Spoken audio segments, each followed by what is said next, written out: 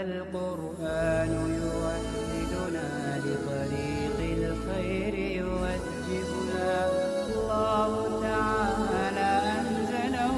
ورسول الله بسم الله الرحمن الرحيم. وقد يقال هب إن الجسمية طبيعة نوعية لكن لا نسلم وجوب تساوي أفرادها في الحاجة إلى المادة، وإنما يكون كذلك لو كانت محتاجة إلى المادة لذاتها، وهو ممنوع لجواز أن يكون الاحتياج إليها لتشخصها، فإن الطبيعة النوعية مختلفة بالتشخصات كما أن الطبيعة الجنسية مختلفة بالفصول، فكما جاز اختلاف مقتضى الطبيعة النوعية بحسب اختلاف الفصول، فلم لا يجوز اختلاف مقتضى الطبيعة النوعية بحسب اختلاف التشخصات؟ ويجاب بأن نعلم بالضرورة أن الحاجة إلى المادة ليس من جهة هذه الجسمية وتلك الجسمية، وهذه الجسمية إنما هي الطبيعة الجسمية وهويتها،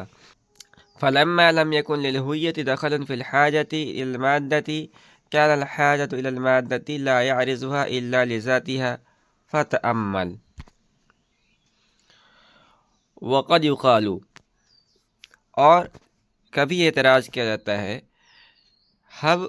مان لیجئے، تسلیم کر لیجئے، ان الجسمیت طبیعت نوعیت، کہ صورت جسمیہ یہ طبیعت نوعیہ ہے، لیکن لا نسلم وجوب تساوی افرادها فی الحاجة الى المادة، لیکن ہم یہ تسلیم نہیں کرتے کہ اس کے افراد کا مادے کی طرف محتاج ہونے میں مساوی ہونا ضروری ہے۔ وإنما يكون كذلك لو كانت محتاجا إلى المادة لذاتها، وهو ممنوع لجواز أن يكون الاحتياج إليها لتشخصها۔ ایسا تو اس وقت ہوتا ہے جب وہ مادے کی طرف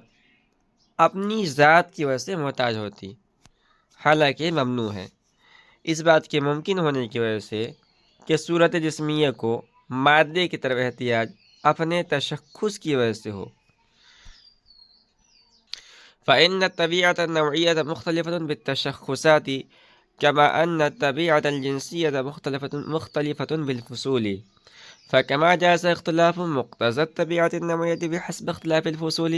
فلم لا يجوز اختلاف مقتضى الطبيعة النوعية بحسب اختلاف التشخصات؟ اس لیے کہ طبیعت نوعیہ تشخصات کی وجہ سے مختلف ہوتی ہے، جیسا کہ طبیعت جنسیہ فصلوں کی وجہ سے مختلف ہوتی ہے۔ بس جیسا کہ فصول کے مختلف ہونے کی وجہ سے طبیعت جنسیہ کے مقتضیٰ کا مختلف ہونا ممکن ہے، تو تشخصات کے مختلف ہونے کی وجہ سے طبیعت نوعیہ کے مقتضیٰ کا مختلف ہونا کیوں ممکن نہیں ہے؟ ويجاب بأننا نعلم بالضرورة أن الحاجة إلى المادة ليست من جهة هذه الجسمية وتلك الجسمية، اور اس کا جواب اس طور پر دیا جاتا ہے کہ ہم بداہتاً یہ جانتے ہیں کہ احتیاج الی المادہ اس صورت جسمیہ اور اس صورت جسمیہ کو ایسے نہیں ہے۔ وهذه الجسمية إنما هي الطبيعة الجسمية وهويتها، اور هذه الجسمیہ وہ طبیعت جسمیہ اور اس کی ہویت یعنی تشخص کا مجموعہ ہے۔ فلما لم يكن للهوية دخل في الحاجة المادة كان الحاجة إلى المادة لا يعرضها إلا لذاتها۔ فتأمل. لہذا جب تشخص کو احتیاج المادہ میں کوئی دخل نہیں ہے تو احتیاج المادہ صورت جسمیہ کو اس کی ذات کی وجہ سے ہی عارض ہوگی، لہذا آپ اس پر غور کر لیجیے۔ وقد يقال هب، یہاں سے شارح علیہ رحمہ دلیل مذکور پر دوسرا اعتراض کر رہے ہیں۔ پہلے اعتراض میں تو صورت جسمیہ کا نہ ہونا ہم نے تسلیم نہیں کیا تھا، یہ دوسرا اعتراض ہے، یہ صورت جسمیہ کو نہ ہونا تسلیم کرنے کے بعد کیا گیا ہے۔ شارح کہتے ہیں چلیے ہم مان لیتے ہیں کہ صورت اسمیہ 9 ہے، مگر آپ کا یہ کہنا کہ 9 ہونے کی وجہ سے اس کا تقاضا تمام افراد میں برابر ہوگا اور یہ ہر جگہ حیولہ کا تقاضا کرے گی، یہ ہمیں تسلیم نہیں ہے۔ یہ تو اس وقت ہوتا جب کہ صورت اسمیہ اپنی ذات کی وجہ سے حیولہ کی محتاج ہوتی، کیونکہ اس وقت یہ کہا جاتا کہ جہاں جہاں صورت اسمیہ کی ذات ہوگی وہیں وہیں حیولہ ہوگا، اور صورت اسمیہ کی ذات ہر جسم کے اندر ہے، لہذا حیولہ بھی ہر جسم کے اندر موجود ہے۔ لیکن صورت اسمیہ کا اپنی ذات کی وجہ سے حیولہ کے محتاج ہونا ہمیں یہ تسلیم نہیں ہے، کیونکہ ہو سکتا ہے کہ یہ اپنے تشخص کی وجہ سے حیولہ کا تقاضا کرتی ہو، اور 9 کے تشخصات چونکہ مختلف ہوتے ہیں، لہذا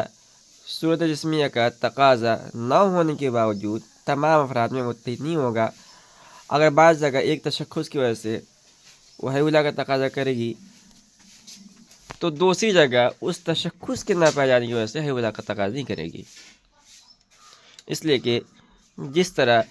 طبیعت جنسیہ فصول کے اعتبار سے مختلف ہوتی ہے، جیسے حیوان جنس ہے، ناطق اور غیر ناطق کے اعتبار سے مختلف ہے، اسی طرح طبیعت نوعیہ تشخصات کے اعتبار سے مختلف ہوتی ہے۔ جیسے انسان نوع ہے اور اس کے افراد زید، عمر، بکر میں تشخصات کے اعتبار سے اختلاف ہے، مثلا زید کا قد و قامت، رنگ، شکل وغیرہ مختلف ہے اور بکر اور عمر کا مختلف ہے، لہذا جس طرح طبیعت جنسیہ کا تقاضا فصول کے مختلف ہونے کی وجہ سے مختلف ہو جاتا ہے، اسی طرح طبیعت نوعیہ کا تقاضا تشخصات کے اختلاف کی وجہ سے مختلف ہو جائے گا۔ لہذا صورت جسمیہ 9 ہونے کے باوجود تشخصات کے مختلف ہونے کی وجہ سے بعض جگہ حیولہ کا تقاضا کرے گی اور بعض جگہ نہیں کرے گی، لہذا آپ کا دعویٰ ثابت نہیں ہوگا اور تمام اقسام میں حیولہ ثابت نہیں ہو پائے گا۔ وَيُجَابُ بِأَنَّا نَعْلَمُ، یہاں سے اس اعتراض کا جواب دینے کی کوشش کی گئی ہے، جس کا خلاصہ یہ ہے کہ یہ بات بدیہی طور پر معلوم ہے کہ صورت جسمیہ کو مادے کی ضرورت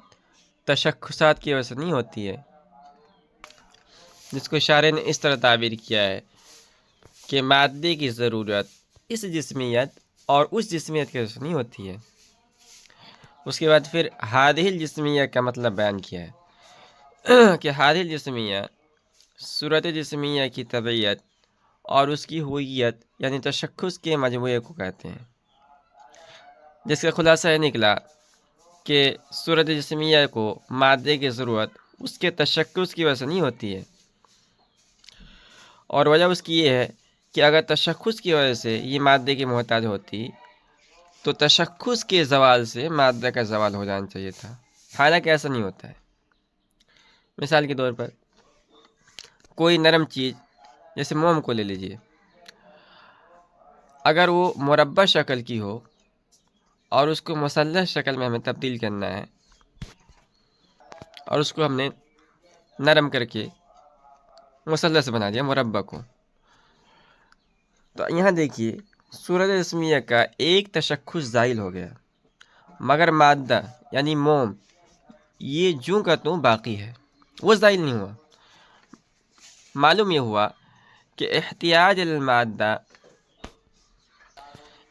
المادہ میں تشخص کو کوئی دخل نہیں ہے۔ جب تشخص کو کوئی دخل نہیں ہے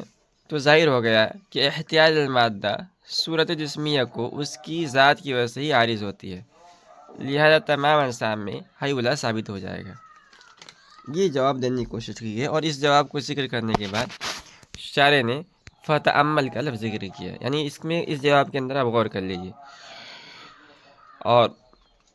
اگر غور کریں گے تو اس جواب کے مردود ہونا آپ کو معلوم ہو جائے گا،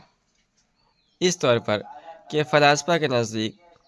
یہ بات ثابت شدہ ہے کہ حیولہ محتاج ہوتا ہے صورت کا اپنے وجود و بقا میں، اور صورت محتاج ہوتی ہے ولا کی اپنے تشخص و تشکل میں۔ آگے بھی اس کا بیان آئے گا۔ اس سے صاف معلوم ہوتا ہے